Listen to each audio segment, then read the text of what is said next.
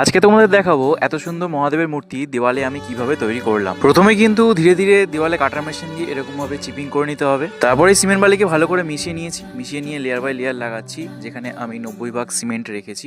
মাথায় রাখতে হবে একবারে সমস্ত মশলা চাপাবো না, লেয়ার বাই লেয়ার চাপাবো। মানে প্রথমে যে মশলাটা চাপিয়েছি সেটা ভালো করে শুকিয়ে যাবে, তারপরে সেকেন্ড লেয়ার, থার্ড লেয়ার, এইভাবে। যেমনটা তোমরা দেখতে পাচ্ছ মুখের ক্ষেত্রে আগেই আমি মশলাটা কিরকম জমিয়ে নিয়েছি। তারপর চোখ নাক মুখের একটা মাপ নিয়ে আমি আস্তে আস্তে মশলা দিচ্ছি এবং ডিটেলিং করছি। এই কাজগুলো যখন আমরা করি আশেপাশে মানুষগুলো দেখে বলেন তোমরা কতটাই না পরিশ্রম করছো, কিভাবে করো এগুলো এত সহজে।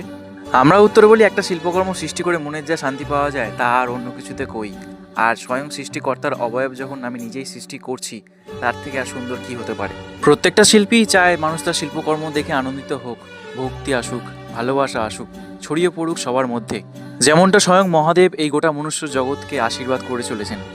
তো ডিটেলিং হয়ে যাওয়ার পর কিছু কিছু জায়গায় ভালো করে সিস কাগজ দিয়ে ঘষে নিতে হবে। তারপরে 2 কোট প্রাইমার করার পর 3-4 কোট রং দিতে হবে, তবেই এই লুক অ্যান্ড ফিলটা তোমরা পাবে।